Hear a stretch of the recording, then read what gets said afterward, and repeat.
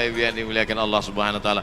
Ada himbauan dari Majelis Ulama Indonesia untuk mencegah virus corona supaya kita banyak-banyak berwudu dan baca kunut.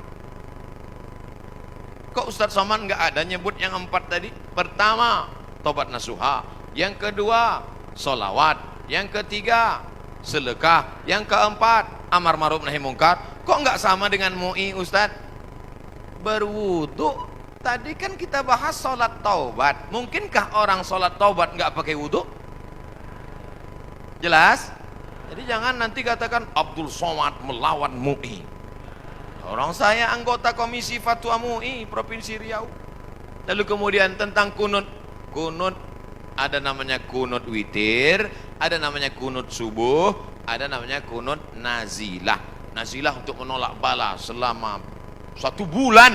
Nabi baca kunut nazilah untuk menolak angkat tangan. Kunutnya panjang. Allahumma dafa'anna al-ghala wal waba wal fahsya wal riba wal zina ma dhahara minha wa ma batan. Ketika membaca doa kunut itu, jamaah semuanya menangis di belakang supaya jauh dari segala malapetaka, bencana, musibah. Di tempat kita jamaah menangis juga karena kunutnya terlalu panjang. Makmum di belakang, kapan ini sujudnya? Bapak Ibu yang dimuliakan Allah Subhanahu wa taala. Insyaallah doa kita bersama di akhir majelis nanti menjauhkan dari segala malapetaka, bencana dan musibah.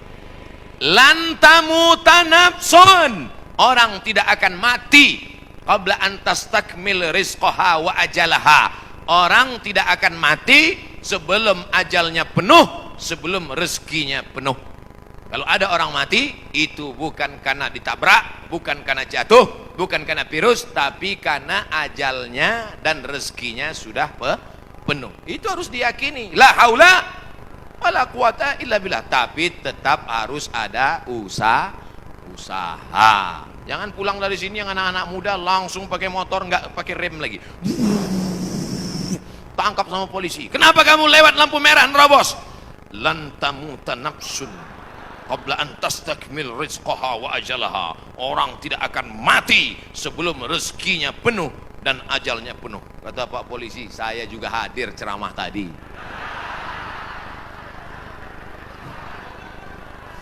Emang ente aja yang ngaji gitu. Ustadz Somad mau nanya nih, bagaimana kita bisa membedakan musibah, cobaan, bencana, atau azab? Seperti ujian dosen. Misalnya virus corona yang sedang merebak sehingga dampaknya pada kaum muslimin, khususnya muslimin di Indonesia yang tidak dapat melaksanakan ibadah umroh. Pertanyaan dari Bapak Ridwan Ahmad Faizin Emrian Abidin Bandung. Ternyata ini pertanyaan kolektif. Misalnya saya demam. Dari mana saya bisa membedakan demam saya itu menghapus dosa, atau demam laknat, atau demam ujian iman, atau demam itu dari mana saya bisa tahu? Oh, kalau demamnya cuman 36 derajat Celcius itu menghapus dosa. Kalau 40 derajat itu laknat. Kalau 100 derajat kebakaran. Di mana kita bisa tahu? Tidak ada yang bisa membedakannya kecuali introspeksi diri. 1. La yusibul mu'min min nasabin wala wasabin wala saqamin wala syaukin yastakuha. Kalau ada orang yang kena susah hati, gundah gulana, sakit, duri menusuk tapak kaki, keluar dari rumah lupa pakai sendal, melangkah, duri menusuk tapak kaki, illa kafarallahu anhu biha sayyi'atuh, maka dengan itu sebenarnya Allah ingin membersihkannya dari dosa.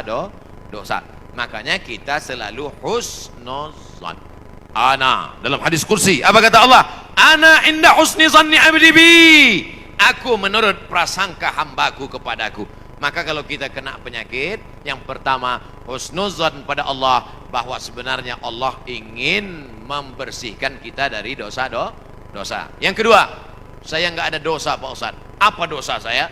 Saya nggak pernah minum khamar, saya nggak pernah sabu-sabu, saya nggak pernah berzina, saya nggak pernah pakai narkoba. Dosamu adalah ketika kau merasa bahwa kau tidak berdosa. Itulah dosa.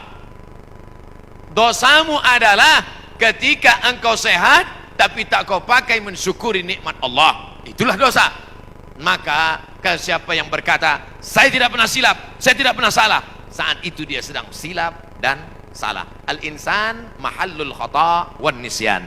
Manusia tempatnya silap, lupa dan salah. Yang kedua, ketika kita sakit, sebenarnya Allah ingin mengangkat derajat kita, karena sebetulnya amal kita tidak cukup. Kita sudah ditempatkan di tempat surga Jannatul Firdaus, tapi ketika malaikat ditanya, sudah cukupkah amalnya? Belum. Beri dia ujian supaya amalnya mencukupkan dia dengan amal sabar. Ada amal yang lebih tinggi dari tahajud, lebih hebat daripada jihad. Apa dia? Innama yuwaffas sabiruna ajrahum bighairi hisab. Amal sabar, menerima musibah, tidak caci maki, sumpah serapah. Yang ketiga, bisa jadi laknat Allah. La ta'murunna bil ma'ruf. Mestinya kau tolong saudaramu yang ada di Uighur, mestinya kau bantu saudaramu yang sedang teraniaya di India, tapi mulutmu diam, kau tak mau menolong. Ketika musibah dikirimkan Allah dalam bentuk bencana, ternyata yang kena bukan yang jahat-jahat saja, yang baik-baik pun ikut juga kena. Maka tidak ada cara lain kecuali mohon ampun, minta ampun, taubat, nasuha kepada Allah Subhanahu wa ta'ala. Oleh sebab itu maka yang bisa membedakannya hanya Allah, dan kita hanya berhusnuzon kepada Allah Subhanahu wa ta'ala. Bagaimana cara membentengi bencana yang semakin banyak akhir-akhir ini? Itulah yang udah ku ceramahkan tadi.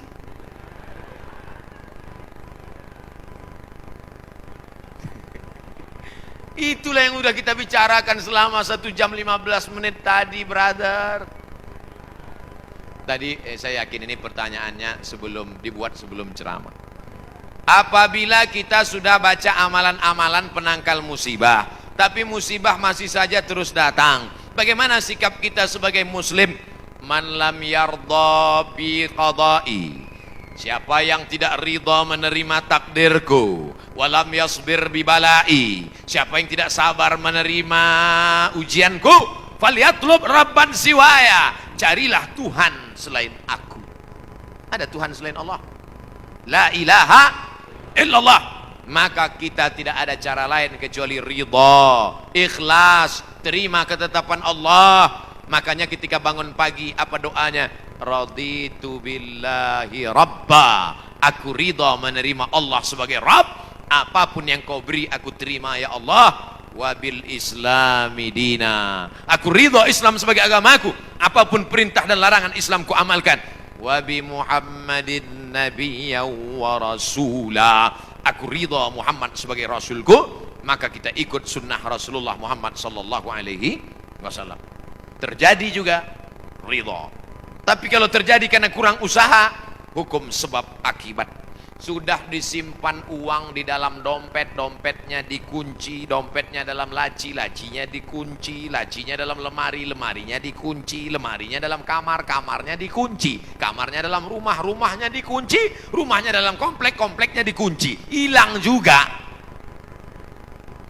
Terus mau ngamuk.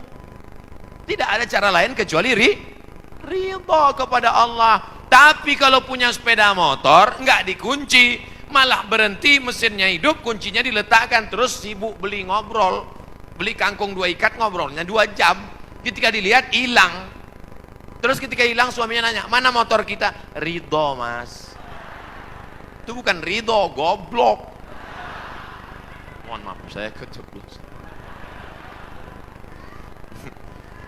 Oleh sebab itu maka tetap ada Ahlus Sunnah wal Jamaah mengajarkan kita ada namanya al-kasbu wal ikhtiar. Bahasa kitanya namanya usaha. Kalau pemerintah menyuruh pakai masker, usaha. Jangan tidak ikut. Suruh cuci tangan sering. Sebetulnya kita nggak perlu belajar masalah cuci tangan. Ada nggak ada virus kita tetap cuci tangan, betul? Subuh cuci tangan, zuhur cuci tangan, asar cuci tangan, maghrib cuci tangan, isya cuci tangan, tahajud cuci tangan, witir cuci tangan, duha cuci tangan.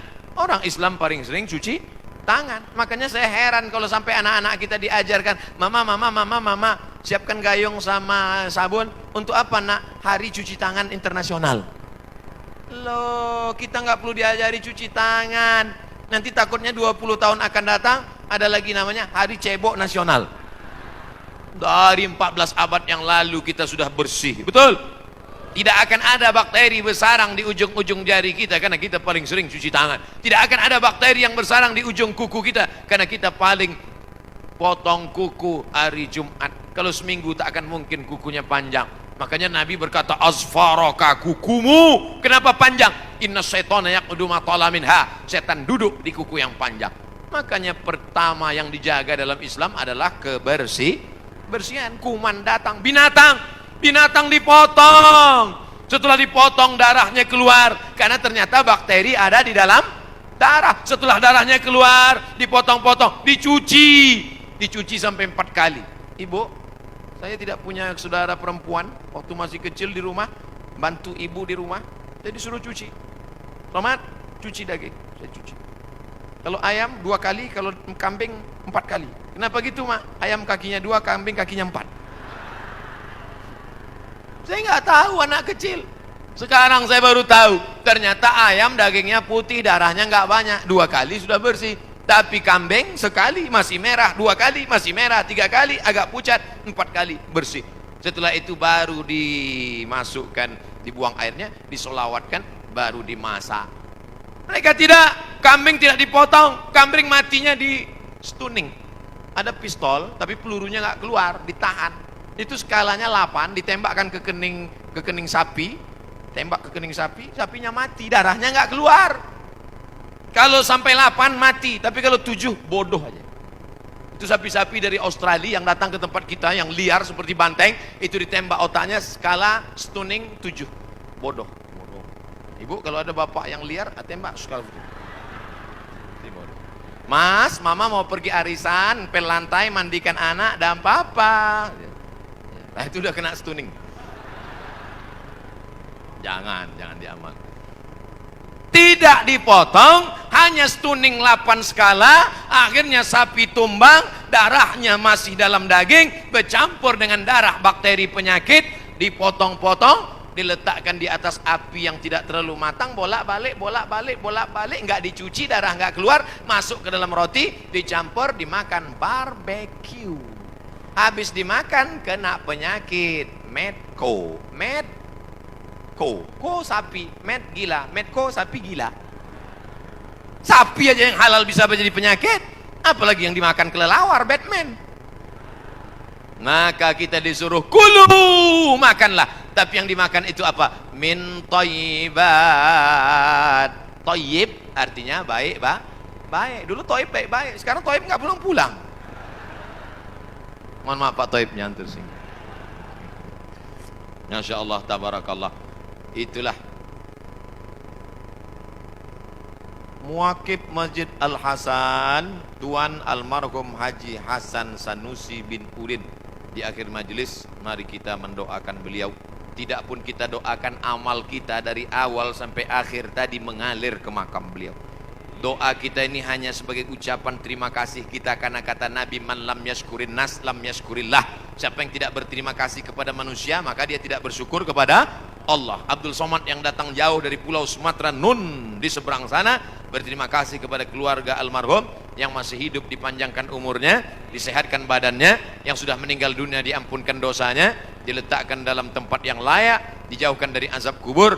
Maka kita membaca doa Al-Fatihah. A'udzu billahi minasy syaithanir rajim. Bismillahirrahmanirrahim. Alhamdulillahi rabbil alamin. Ar-Rahmanir Rahim. Maliki yaumiddin. Iyyaka na'budu wa iyyaka nasta'in. Ihdinas siratal mustaqim. Siratal ladzina an'amta 'alaihim ghairil maghdubi 'alaihim waladdallin. Amin. Allahumma ighfir lahu, rahmati saudara kami almarhum ya Allah. Warhamhu, rahmati beliau. Wa'afihi, berikan beliau kebaikan.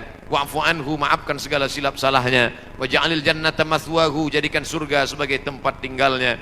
Allahumma ja'al qabrahu raudhatan min riyadil jinan, jadikan kuburnya salah satu dari taman-taman surgamu ya Allah. La taj'al qabrahu hufratan min hufarin niran, jangan jadikan kuburnya salah satu dari lubang nerakamu ya Allah. Allahumma akrimna wa la tuhinna, muliakan kami, jangan hinakan kami ya Allah. Allahumma dafa'anal ghala wal waba wal fahsya wal riba wal zina wal munkar. Selamatkan negara kami, negara kesatuan Republik Indonesia dari malapetaka, bencana, musibah, wabah, penyakit, zina, narkoba, perbuatan keji dan munkar. Allahumma a'inna, tolong kami ala zikrika, supaya hati kami senantiasa berzikir mengingatmu, wa syukrika, selalu bersyukur padamu, wa husni ibadatik, selalu beribadah dengan ibadah yang terbaik. Ya Allah, ya muqallibal qulub, engkau yang membolak-balikkan hati, sabbit qulubana, kokohkan hati kami ala dinik, dalam agamamu, wa ala ta'atik, dalam ketaatan kepadamu. Allah majma'na ma'al habibil mustafa fi jannatikal ula, satukan kami dalam surga jannatul firdaus bersama Nabi Muhammad sallallahu alaihi wasallam. Allah maj'alna minal mutahabbina bijalalik, jadikan kami orang-orang yang berkasih sayang karena engkau. Azillana tahta zilli arsyika, pada saat kami bangkit di padang mahsyar tak ada tempat bernaung, berikan kami naungan singgasana arasmu ya Allah. Rabbana ighfir lana dzunubana, ampunkan dosa kami, wali abaina, ayah kami, wali ummahatina, ibu kami, wali azwajina, pasangan hidup kami, wali dzurriyyatina, anak cucu keturunan kami, wali man hadarana, semua yang hadir di majelis ini pulang dalam keadaan ampunan dosa-dosa ya Allah. Waliman ghaba anna, saudara kami yang tak dapat hadir tapi ada niatnya, maka ampunkan juga dosa mereka ya Allah. Wali ikhwanina alladzina sabaquna bil iman, saudara-saudara kami yang sudah mendahului kami dengan iman. Allahumma zidna ilma, tambahkan ilmu kami, warzuqna fahma, berikan kami pemahaman yang benar. Allahumma ja'al abna'ana wa banatina minas salihin was salihat, jadikan anak-anak kami anak-anak yang saleh dan salihah, min huffazil Quran wal hafizat, menjadi para penghafal Al-Quran, minal mujahidina fi sabilik bi amwalihim wa anfusihim, mereka akan berjuang menolong agamamu dengan harta dan nyawa mereka ya Allah. Allahumma khtim lana bi husnil khatimah wa la takhtim alaina bi su'il khatimah. Allahumma ja'al akhir kalamina 'inda intihai ajalina, jadikan akhir kalam kami ketika ajal kami sampai, saat malaikat maut mencabut nyawa kami, yang terakhir keluar dari mulut kami la ilaha illallah Muhammadur Rasulullah sallallahu alaihi wasallam. Rabbana atina fid dunya hasanah wa fil akhirati hasanah wa qina adzabannar. Wa sallallahu ala sayyidina wa maulana Muhammad wa ala alihi wa sahbihi wa sallam. Walhamdulillahi rabbil alamin. Taqabbalallahu minkum minna wa minkum taqabbal ya karim. Terima kasih segala perhatian, mohon maaf segala kesilapan dan kekhilafan. Pulang dengan tenang, jaga kebersihan masjid, angkat sampah-sampah, buang pada tempatnya, jaga kebersihan kesucian. Wassalamualaikum warahmatullahi wabarakatuh.